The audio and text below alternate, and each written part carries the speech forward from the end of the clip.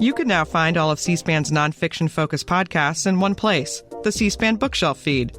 Follow now, and you'll get all of C-SPAN's podcasts that are nonfiction book-related every week. I'm Shannon. And I'm Rachel. And as part of the podcast team here at C-SPAN, we wanted to make it easy for our nonfiction book lovers to access all of our offerings in one place.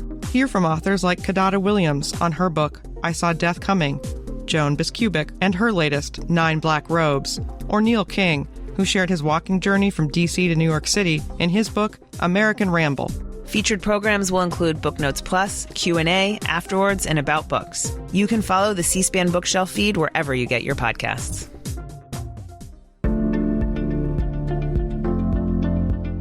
This is C-SPAN's Afterwards podcast. This week, journalist Rebecca Grant discusses her book, Birth: 3 Mothers, 9 Months, and Pregnancy in America.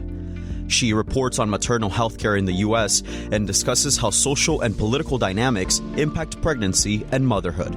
She's interviewed by New York Times reporter Alisha Gupta. Congratulations on your new book. Thank you so much. I'm so excited for this conversation. Let's dive right in. I'm just going to start off with sort of what people might end with in an interview. But, you mentioned in the book that a lot of pregnancy books on the market are geared toward providing guidance and tips. But yours, however, has a very simple premise. It follows 3 pregnant women at a birthing center in Oregon. It is not really a self-help book. So I'd love to hear your thoughts on who this book is for in your mind and what you hope they take away from it. I think that this book is for really anyone, and I know that sounds so broad and so vague, but I really wanted to write a book that could be as appealing to people who do not have children, who don't want to have children, who are maybe not at that phase in their life yet where they're thinking about it, or who maybe have already had their children and are in a different kind of later phase. I mean, I was really hoping to write something that spoke to a sort of fundamental human experience that in some way, shape, or form is how all of us are here, but that in many ways remains somewhat taboo or unspoken about, or kind of not spoken about with this real degree of honesty in any kind of real sort of public way. And I wanted to also have that conversation be framed in the context of other kind of reproductive experiences like abortion or miscarriage or pregnancy loss, which are, even more widespread and common. And so, well, of course, I would hope that people who are navigating some sort of a conception or pregnancy or, birth or postpartum journey, of course, I think that, and I hope that the book speaks to them, but I also really hope that it's for anyone who has some measure of interest or curiosity about ultimately how we're all here. Right. I mean, and what timing, right? I mean, considering all of the state legislation around abortion and reproductive rights, did you imagine that your book would land at this kind of, within this storm of stories around abortion and reproductive rights? No, definitely not. I mean, I have reported on abortion as well as maternal health care, extensively as my beat since around 2015. And so I was very much, paying attention to what was happening with abortion legislation and laws specifically, and following all of that. So, I think with the Dobbs decision and in the lead up to it, I had sort of, like many people, I think, who were pretty immersed in the sort of abortion rights space, I think I had kind of seen it coming just because I reported on what happened at the state level. But even with that context, even with that reporting experience, it still came as quite a shock. And then also, could not have anticipated the sort of groundswell, I think, of interest in maternal health care and, specifically, I think, in racial disparities and inequities in maternal health care that has been very much emerging in a very public way, kind of around the same time. So, I'm really excited to be able to put the book out there into the world at this moment, even though there's a lot about this moment that is really alarming. Right. I know journalists hate to do this and insert themselves into the story, but I'd love to hear about your birthing experience first before we dive into the book. My own personal one? Yeah. I don't have any children. Oh, okay. Well, sorry. I don't have one. I'll take that back.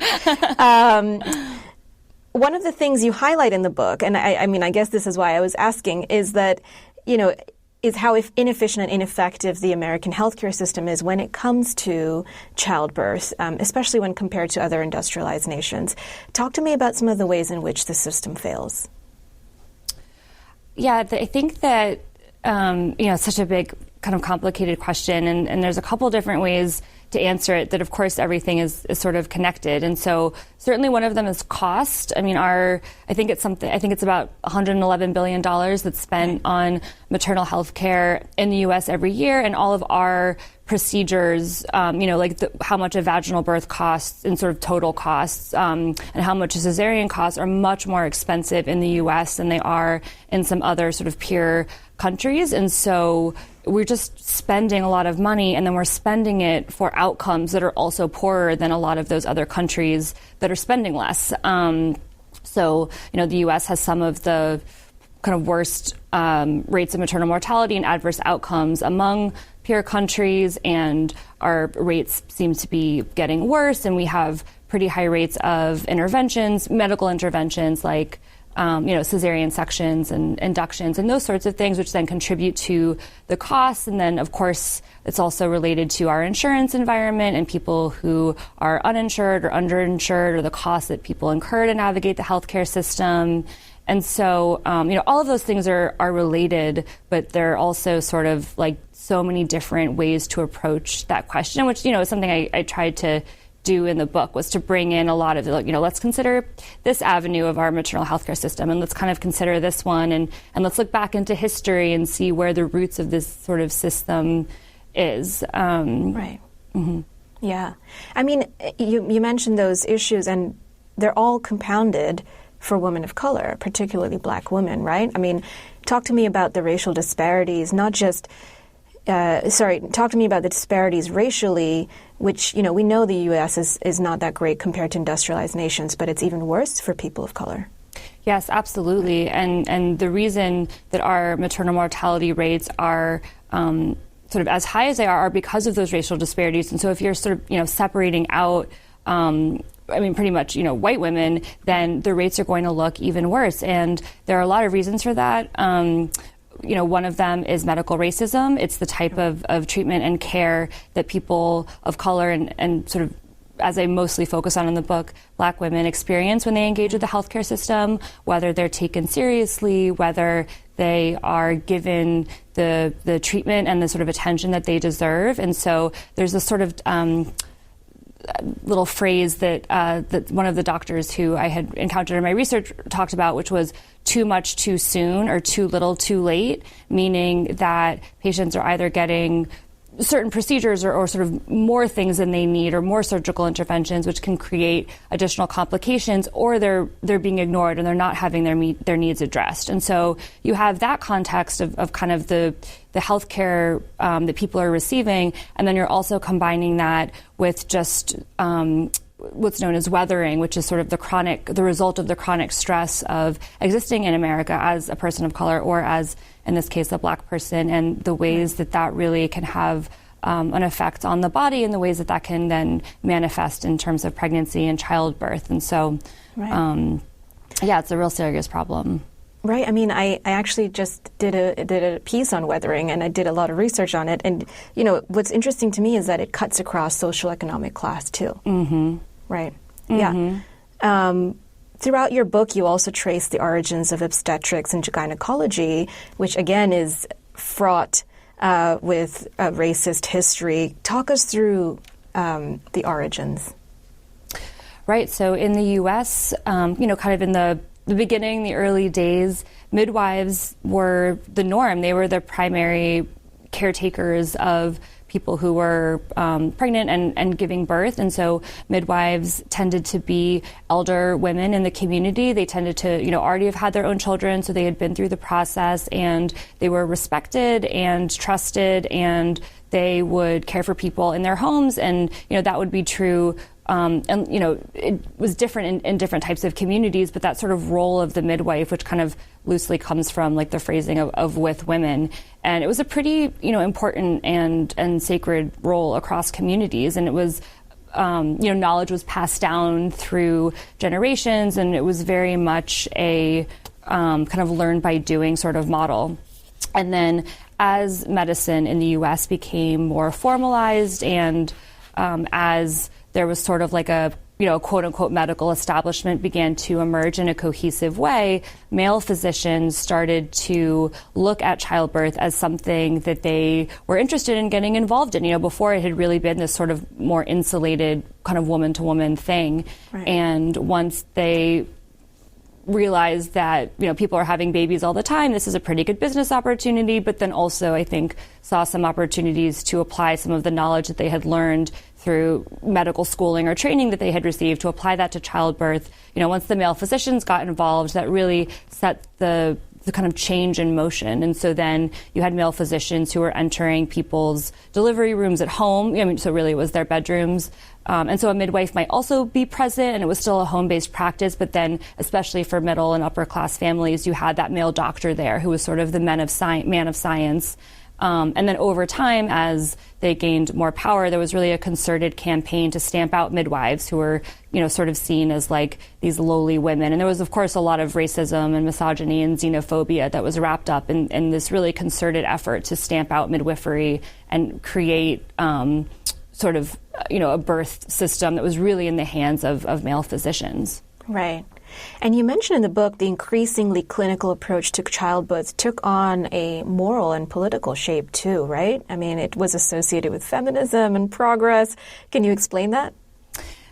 It's really interesting to learn some of this history, because the fight for pain relief in childbirth was such a feminist issue for a long time. And so pain and suffering was sort of, part and parcel of childbirth, and just this burden that women had to bear. And this is what you have to go through. And so when there first started to be options for pain relief that emerged, whether that was chloroform or ether, some of those earlier methods, or some of the ones that came later, there was actually some real resistance to it, on the part of the church, or even on the part of some physicians or communities who were like, no, like childbirth is meant to be really painful. And so when what was called twilight sleep emerged, which was this sort of, anesthetic cocktail that didn't actually provide pain relief, but it provided like amnesia so that you wouldn't remember exactly what had happened. It was pioneered in this clinic in Germany. And once American women started finding out about it, they started going to Germany in droves to sort of have this twilight sleep where they didn't remember the pain of childbirth, and then went back to the U.S. and were, kind of praising it and passing on the dogma. And so then there was like this real feminist activism where they held meetings and campaigns to try to convince doctors here that they should be providing this twilight sleep. And so that feminist campaign, back then was really around pain relief in childbirth, and the sort of feminist like issues of childbirth have evolved a little bit over time. So, in the 70s and 80s, there were some feminist campaigns around, like, we think that male partners should be allowed in the delivery room instead of having them be down the hall in the quote unquote, Stork Club, pacing around with their cigars or whatever. Or, the desire to not be, like, have everything completely shaved before birth. And so feminism really has been involved in a lot of the gains that we've made in terms of kind of making childbirth feel like a more, I guess, humane experience. But then at the same time, I think that there's also been some distancing in some cases between the feminist movement and childbirth. I think maybe particularly kind of around second wave feminism, because there was this idea of like, we're sort of trying to liberate ourselves from only being in this role as wives and mothers and caretakers. And so, there were sort of other causes that maybe seemed like they were more central to that particular fight. Right. Since this book is set in a birthing center, you bring up a lot of, the medicalization of childbirth. I'm going to cite a few figures from the book. 1 in 3 babies are born via cesarean surgery.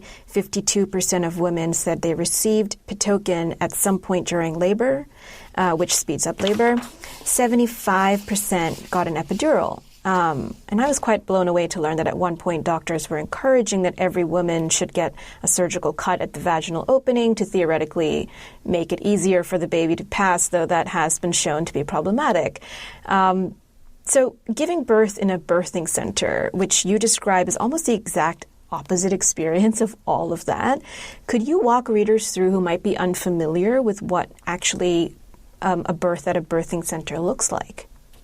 I really think of a birth center as a sort of midpoint between a home birth and a hospital birth. And so birth centers can be, they're primarily the domain of midwives, whether that's a direct entry midwife or whether it's a nurse midwife who's someone who is a nurse but then receives or earns an additional midwifery credential. And so at a birth center, at least the ones that I've encountered, the ones that I've reported on, they look sort of like almost like a B&B or something. You walk in, there's usually a lobby with some cute furniture and artwork and plants, and then each of the rooms don't really feel that clinical. Instead of a hospital bed or like an exam table, there's just going to be a normal bed often. And there are, of course, medical supplies that are on hand, but at least in the centers that I was reporting on, they're sort of tucked away. Birth centers don't do surgery, so they're not performing C-sections. They don't administer epidurals. They rely on other forms of kind of what's called non-pharmacological pain relief. So that might be something like a birth tub, because water can be soothing, or some birth centers have nitrous, which can provide some temporary pain relief. And so people who go to birth centers are generally, meeting with midwives on the same cadence that they might go to meet with their OBGYN. The appointments are typically lasting an hour, and so there's, the clinical stuff can be over in maybe 15 minutes, and then the rest of the time can just be spent building a relationship between the midwife and the client. And so when you have a home birth, all of the supplies that are required have to be brought in, and so that's usually a combination of the client supplying things or buying certain things, making sure they have enough towels around. And then it's also the midwives bringing their supplies in. And so at a birth center, you really don't have to come with any of your own stuff. That stuff will be on hand, kind of like at a hospital. But there's also, things that are there that are tools, right, that people are going to use as part of the birth. So yeah, I think of it as sort of a halfway point or a midpoint. And that was part of what inspired me to set the book in a birth center, was because I was interested to explore, well, what does home birth look like? What does birth center birth look like? What does hospital birth look like? And so I felt like picking that sort of middle option, I guess, was a way to then be able to compare it to those other options.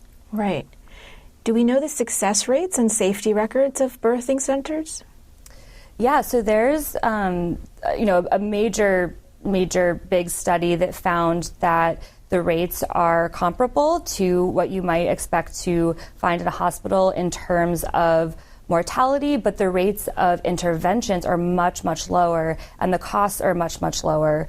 And there's also, a similar study that was conducted around home birth. And so with safety rates, it's a really interesting question because there's all of these other factors that go into it. And so that question of like, is this safe, is something that I know all of the three characters in my book asked. It's of course a question that I asked. I think that anyone asks. And the answer is yes, that it is safe. And in many ways it can be better. However, it is sort of, to achieve optimal safety, there do need to be certain measures that are in place to promote that safety. And that's things like integration with a hospital, a relationship with a hospital, or at least the ability to transfer a client to the hospital in the event that they're able to need it. Safety can depend on the ways in which the midwives are trained or the things that they're able to do at a birth center. Like, at that birth center, are they able to administer Pitocin in the event of a postpartum hemorrhage? And so there are, it's a little bit challenging with all of this to make really blanket statements because both our maternal health care landscape and our midwifery landscape is pretty fragmented in the U.S. And so, a birth center might look one way in one place and be very different in another. Mm-hmm. But I would say for the most part, if sort of all of those things are in place, like those relationships with doctors in the event you need a transfer, the ability to do certain types of kind of medications or interventions at the birth center as needed, then yeah, the safety really is comparable. Right. I wanted to come back to what you said earlier, if like at birthing centers, there's the rate of intervention is much lower. And I wanted to give viewers a sort of example of intervention. I I think there was a statistic in the book about how many women give birth while lying on their back in hospitals versus a birthing center. And I wonder if you can explain why that is such an important statistic, lying on your back versus being able to walk around. I think when you sort of look at how people before hospital birth was really the norm of sort of the positions in which people would give birth, what you find is that laying on your back is not really the most common thing you see. And, that could be something like if you're looking at artwork, from, antique or ancient artwork from a long time ago, or like certain kind of fertility type figurines, like it's really common for people to be squatting. It's common for people to be on their hands and knees or maybe on their sides. And so at least for me, growing up, whether that was through movies or TV, the scenes are always of someone on their back, with their knees up, kind of by their ears, doing the whole pushing thing. And certainly some people, like left to their own devices, that might be what ends up feeling the most comfortable. But that position is also one that is sort of the easiest for, in this case, let's say the physician or the doctor, because they can then be at the foot of the bed and they sort of have like this angle and they have room to maneuver their hands or whatever their tools are. And so for a lot of people in labor, that's not the most comfortable way to be. But that's also, if you have an epidural, that's going to be the position that you're going to be in. And so I think one thing that birth centers and sort of home births really try to promote is, and midwives, let's try to get in this tub, or why don't we try being on our hands and knees, or why don't you try hanging this, cloth over a door and kind of leaning into it. These other positions that can both help to relieve some of the pressure and potentially help kind of move the baby down. Right. Yeah. You write in the book in 2017, 1 out of every 62 births took place outside the hospital, and that number grew somewhat during the pandemic. So, birthing centers and midwives are starting to serve more and more mothers. I wonder if you can talk to us about how, after being sidelined, they were able to, come back and do more and more births, and also how state laws affect their ability to do their jobs.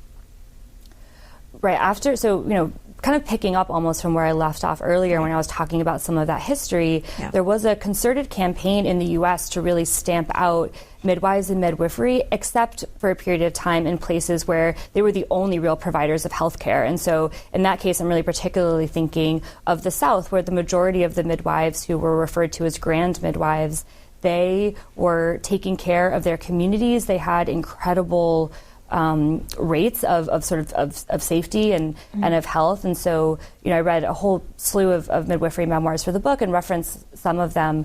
But, midwives like Margaret Charles Smith or Oni Lee Logan, who delivered thousands of babies and just had remarkable success rates. And so, there were sort of these communities or these clientele populations that doctors weren't willing to serve, or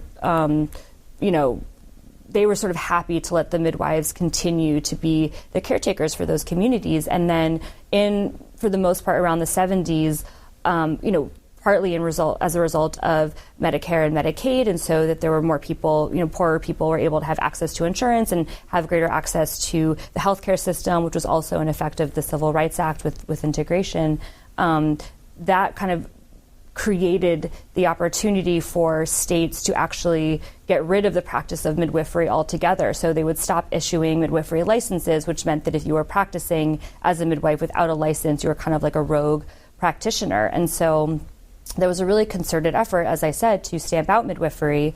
But then around the same time that was happening, there was also a resurgence of interest in midwifery, but that was predominantly among white kind of middle-class women, many of whom were kind of associated with the hippie movement. So there was a lot of this, more ideal of more authentic living and getting back to the land and not kind of wanting, the man involved in the birth experience. And so there was this resurgence of midwifery around that same time. And so when it reemerged, it was kind of more of like a white lady thing. And that has been the pattern for the past couple decades, but I also think that that's really starting to shift. And there's a lot of really incredible work that's being done on, Black midwifery and community birth centers, or even just community dual organizations or organizations that are there. And so, state laws really do have a big impact, because they affect who is able to practice, or if people are able to practice at all as midwives. And before I started working on this book, but one of the sort of stories that I reported that got me interested in this subject was about Alabama women who were crossing state lines to give birth with midwives. So at the time, Alabama did not allow the practice of direct entry midwifery. So that meant that if you wanted an out-of-hospital birth, you had to go out of state. So most of the people that I interviewed for that story, they were going to Tennessee. So they were renting cottages over the state border. They were driving hours when they were in labor, many of them, in order to make it to the cottage so the midwife could meet them there. And that goes back to sort of the safety thing I was talking about before, too. You know, if you're criminalizing or preventing the practice of midwifery, people are going to go to great lengths to access it, and then, you know, that creates its whole issue. So I think today there's like 13 or 14 states that don't allow the practice of direct entry midwifery, but slowly, you know, every year or so, every couple of years, more states are changing their laws, and that's really important to making midwifery more accessible, which I think is really important. Right. And it isn't accessible with Medicaid in many places, right? Yeah, a lot of public and private insurance don't cover any form of out-of-hospital midwifery care, at least. So Oregon is, I think, a little bit unique in that many of the private insurers will cover out-of-hospital birth or particular practices, and then the state public insurance, the Medicaid, does ostensibly cover it, but I know through reporting and speaking with folks at the birth center that the reality of that can be quite a challenge. So actually getting, having a patient get approved to be eligible for it, or actually getting the birth center reimbursed, it's not, it's not like a perfectly smooth or seamless situation, but certainly that's a crucial step in order to make midwifery accessible, because otherwise people have to pay out of pocket. Right. So even if it's cheaper in terms of total costs than a hospital birth, it still might be, you know, $3,000, $5,000, $7,000, and that's a lot of money. Right. So is that why you chose Oregon? Is it legal and covered by Medicaid in Oregon? That was part of it. I mean, I live in Oregon. I live in Portland, so certainly that was also part of it. But yeah, I think that I was interested in setting the book in a place where birth centers and midwifery were fairly accessible and sort of normal, like where there were a lot of people who were interested in them, where there was some history in the state of the practice, where there was the infrastructure in place. Because I think one of the points that I'm trying to make in the book is how I believe, through the reporting and research that I've done, that one of the ways we can address many of the most entrenched problems in our maternal health care system is by integrating midwifery more fully into it and by making it more accessible. And I think that in order to sort of consider that argument, I wanted to make sure that the book was in a place where some version of that is in effect, of sort of like, this is what we could, in some measure, be striving for. Right. Talk to me about the 3 women you picked and you followed for 9 months. So my starting point was to figure out kind of the birth center where I was going to start. So I was drawn to Andalusia in part because they were the busiest birth center in the state at the time when I was trying to figure out, where I was going to set the book. And the birth center's owner was just incredibly open and supportive and willing to participate in the project, which was huge. I really needed the full buy-in if I was just going to be lurking around in a birth center and sitting in on appointments and just, like sitting in the kitchen while everyone's gossiping and drawing, eating snacks and stuff. So I really just kind of needed a place where they were willing to let me be very present, and Andalusia was certainly that. And so Jennifer, who is the birth center's owner, she told me to go in for a tour, and I went in for a tour, and the person who answered the door and checked me in and gave me the tour was Jillian, who is one of the characters in the book. And so that day I met Jillian. I don't think I learned that she was pregnant on that day. I think she gave me this lovely tour, and then I, met with Jennifer and kind of went on with the day. But then when I found out that Jillian was pregnant with her first child, and when I found out that she was an aspiring midwife herself, she had completed midwifery school and her midwifery apprenticeship hours. She just hadn't received her license yet. She hadn't taken the test yet.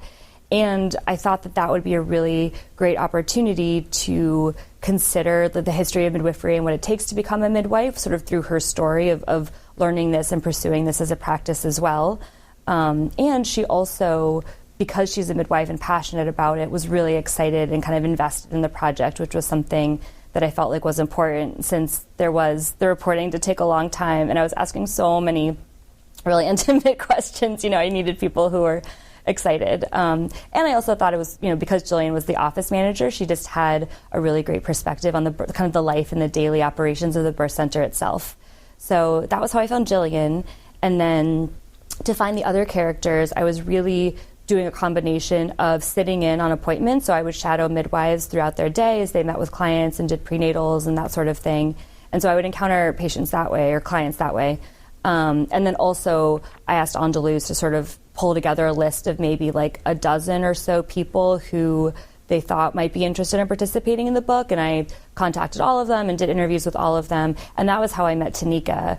And I think I knew from our first conversation that I would love for her to be a character. She made me laugh so much. And I loved the way that her mind engaged with the pregnancy. She is an incredibly creative person, and she loves, like sci-fi and fantasy books. And so she would just make these, metaphors or analogies or something, or these little jokes that I just thought were so unique. And I really appreciated that kind of unique voice and perspective. And I was also drawn to her story because Tanika was a nurse. And so she was someone who was very much interested and involved in the medical field and had a tremendous amount of respect for the profession, but then also had spent so much time reading and doing research and learning about many of the flaws in the system, which were things that I wanted to address in the book. And she was very invested in changing those or working for improvement or sort of using her role as a nurse to make sure that patients like her were really cared for. So I thought that position of sort of one foot in the birth center's midwife space with her own pregnancy experience, but then also one foot in the medical field through her nursing, really provided this dichotomy that I thought would lend itself to some really interesting kind of explorations. And then my third character, Allison, was a little bit of an outlier in that she toured Andaluz and considered it, but ended up giving birth at a different birth center.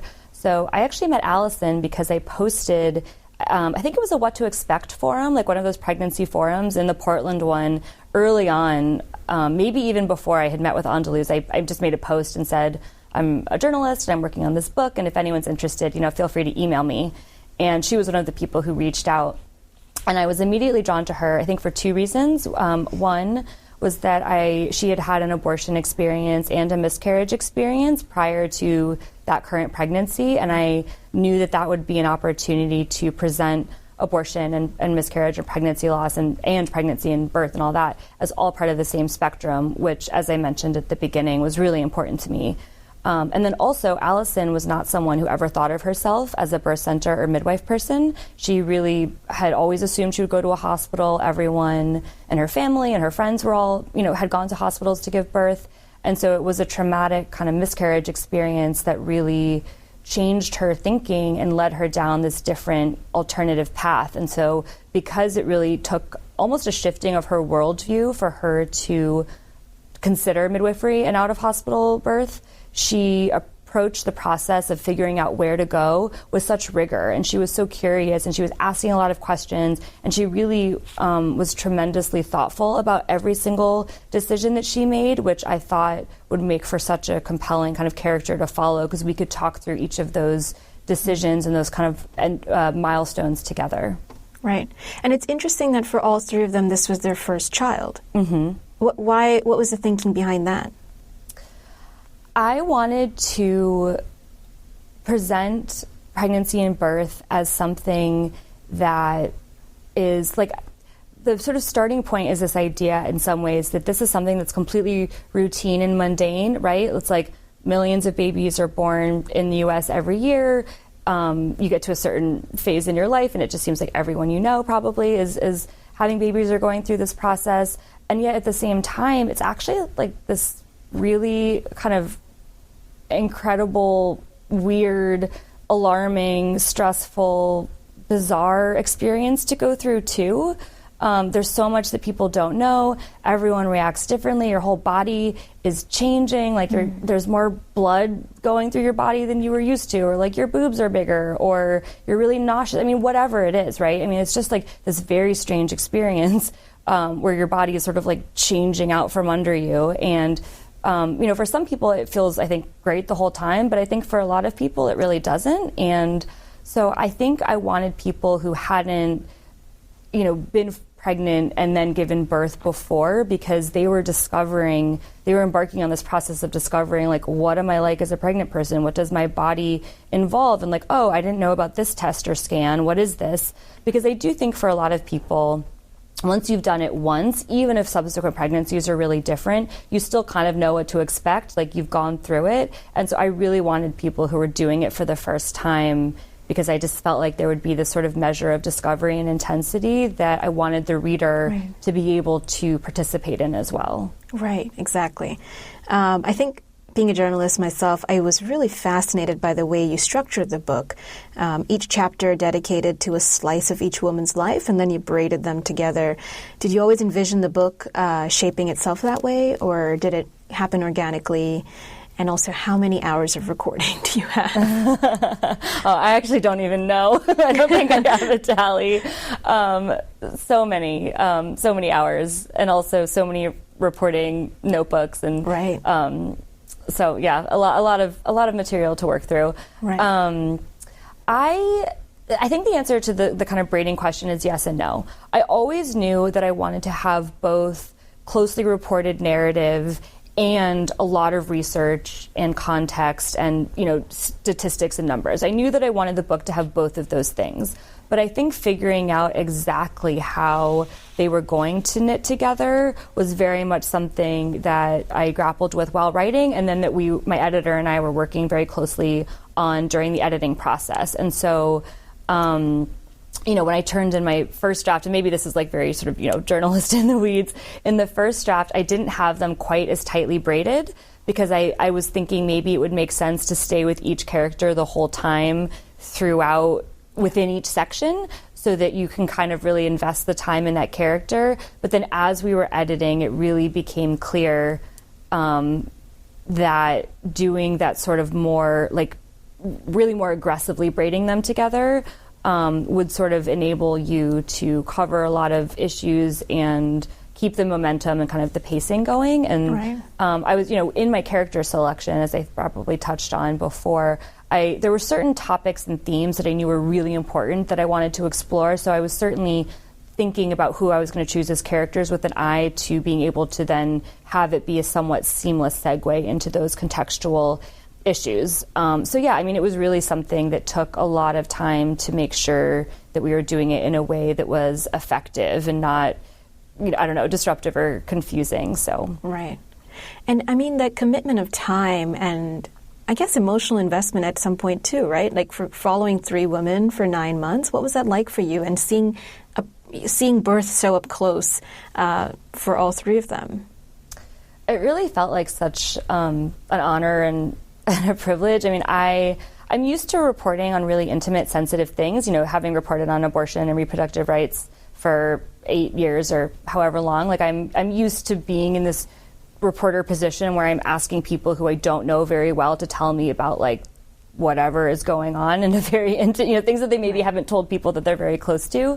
So that was sort of like a muscle I guess I was used to using, but the time commitment was certainly new. And so it was a constant sort of navigation of trying to respect their boundaries and trying to make sure that I wasn't being too intrusive or taking up too much of their time, because they all worked and they had other families and commitments, but then also trying to make sure that I was getting all of the reporting that I needed and that we were building a relationship. And frankly, I was so impressed by how much they were all willing to share. Like, I don't know if I was in the other position, if I would be that honest. I mean, it was just such a wonderful thing to sort of be able to have these conversations with them and have them be so open. And they all chose to use their first names in the book, which was something that we talked about. And I was, if they had wanted to, maybe change their name or go by a pseudonym, I was certainly open to that discussion. But I think that in spending so much time together and in really being as transparent as I could be about what my goals were with the project and what I was hoping to include and all of that, I hope that everyone was sort of very aware of what was going to be included and why. And I think each of the characters felt like, even though they were being incredibly vulnerable and raw in some ways, that was because they would have loved to have read something that was so vulnerable and raw while they were navigating this. They wanted other people to have the benefit of kind of reading this honest accounting of how hard it can be to go through this. Was there anything in the reporting? I mean, I think you went in knowing what you wanted. You wanted these stories that tell the bigger picture of childbirth in America today. But is there anything in that reporting process that surprised you? I mean, you've been doing this for so long now. I mean, I feel like it's probably fine to give a spoiler, which is that each of the 3 characters in the book all give birth in a different place from where they started or planned to. And that was something I wasn't expecting. Mm-hmm. So, Jillian had wanted to have a home birth, and then Allison and Tanika were both planning a birth center birth. Mm-hmm. And so during the pregnancy chapters and during that reporting process, we all spent a lot of time talking through why they wanted to give birth where they were planning to and what their concerns or anxieties were about a potential transfer, because transfers from out of hospital to a hospital for first-time mothers are pretty common. I don't remember the exact number, but I think it's something maybe like 16%. So certainly midwives are making sure when they're talking with clients that they're having conversations about the fact that you might end up transferring to the hospital, and that might be because you realize you need more potent pain relief, and that's fine. Or it might be because there's some sort of a complication that comes up. And so it's certainly, like, the idea of a transfer was something that was on each and every one of the characters' minds. But I did not expect that each and every one of them would move locations. Even just like statistically speaking, that's not what you would, but not perfectly kind of normal, I guess. And so it was sort of funny the way that it happens, because I was at Jillian's birth. Like, I was in the birth cottage at her birth. And I think it was maybe after the baby had been born already, and we were just kind of hanging around.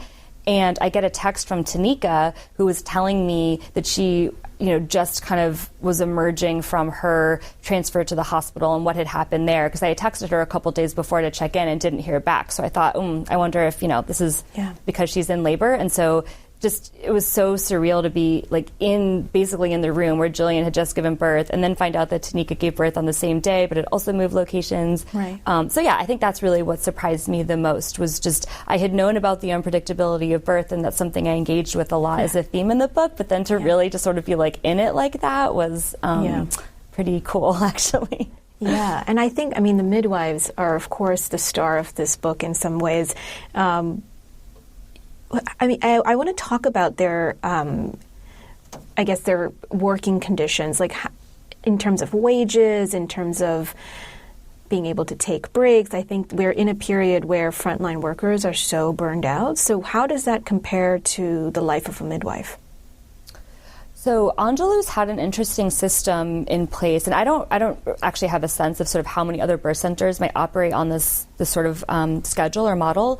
But one of the things that's challenging about being a midwife is that when you're on, you're on. You have to be on call 24/7. If someone goes into labor, you have to be there. Mm-hmm. And so that affects your life in so many ways. Jillian, as a student, would deal with this where she would be, she couldn't have a glass of wine at dinner, or maybe more than one glass of wine. I think it was no wine at all, because if she got called to a birth, she had to make sure that, all of her faculties were there. Or it's Oregon. If someone wants to go on a hike where they're going to lose cell service, that's also not something that you can do if you're on call. And so it is, a really sort of intense thing, both, actually being at a birth, of course, but then also just the way that as you're going about the rest of your day-to-day life, it's not like you go into the center, you do appointments during business hours, and then you're just off duty and can chill out. And so the way that Angelou's addressed that was that they had midwives on, I believe it was like a 3-month on, 1 month off kind of schedule. And so that every couple of months, the midwives would have a full month when they were off. And so that way they could really unplug and sort of disengage and take that rest time. And it was also easy to schedule, because whenever they had a new client, it would be like, okay, well, which month are you due? And so then the midwives that were sort of available to them as a care provider, they wouldn't be assigning or, having a midwife kind of tasked if they weren't going to be on duty during their break. And so I think, you really have to be deliberate about figuring out how to give people the rest that they need so they don't burn out, because I know that burnout, like you said, for any frontline worker, and certainly for midwives, and I'm sure for OBGYNs too as well, can be a really big challenge. So Anjalu's dealt with it with that sort of like full month off schedule, which based on the midwives I spoke to, they seemed to respond well to and enjoy. Right. Is there... I mean, I wonder what it was like to be around midwives who are unplugging. I was trying to think of the best way to phrase that. Oh man, I mean, midwives they were super fun to hang out with, both when they were, at the birth center or, sort of when they were unplugging. I mean, there's just like this level of sort of, it's not like a dark humor. That's not quite the right thing that I mean, but just this ability, like I just think being present at so many really intense moments and things that really are life or death, like they've just seen so much and they've been there through so much. I just think like the sort of types of stories that they have are just like unbelievable. And I included a few of those little ones in the book, but just sort of, just like the birth story library is just kind of endless. And so it was really fun to even just hear a couple of those, where they're like rolling out a pallet under a dining table so they can take a nap in a tiny apartment, in between contractions, or like throwing bloody water out a window because they have no place else to put it and it looks like a crime scene. Just kind of some of the stuff like that was really fun. And, just like all kinds of casual chat about cervixes and all that good stuff. Right, all the fun stuff. And I have one more question before I let you go. Are you present in these children's lives that you followed for 9 months? I have, spent a little bit of time with all of them. I'm not like an auntie figure, I don't think. But you're not attending birthday parties? No, I mean, which isn't to say that I wouldn't be, invited or that I don't receive the pictures about the birthdays. I certainly do, and love getting all of the cute baby photos, which I make sure I get somewhat regularly, because it's really crazy to see, especially because, they were all born in almost exactly 2 years ago. So these aren't even like babies anymore, they're like toddlers. And so, but people have like changes in their lives, some of which we get into in the postpartum chapters, but not everything. And so like some folks have moved or changed jobs. And so, they're kind of all have settled into whatever their sort of rhythm of parenthood is. And that was certainly something I thought a lot about, of like where to draw the line, or sort of where to stop reporting, I guess, because I certainly wanted to make sure that we were still in touch, and I would have follow-up questions during the writing and the editing process. And I so loved getting to know each and every one of them and felt connected to them. So I certainly was hoping that our relationships would continue, but then also being mindful that as new parents who worked, they weren't going to spend like 4 hours on the phone with me every week anymore either, which was fine. Right. And so, it's kind of a strange thing of like, okay, well, I still would love to talk on the phone sometimes, but I'm not going to record anymore. I'm not going to take notes anymore. Or maybe we just like meet for a casual coffee or something. Right.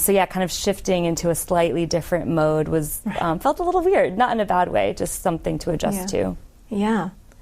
Well, thank you so much for your time and for joining me today. Best of luck with the book and congratulations. Thank you so much. Thank you for your questions. Of course. Take care. Bye. Thanks for listening to this week's Afterwards podcast. If you enjoyed this podcast, listen to C-SPAN's podcast about books. Learn about the latest nonfiction books and best-selling authors. In each episode, we report on bestsellers lists and book reviews from around the country. You'll also hear authors talking about their latest books and insider interviews with nonfiction book publishing industry experts.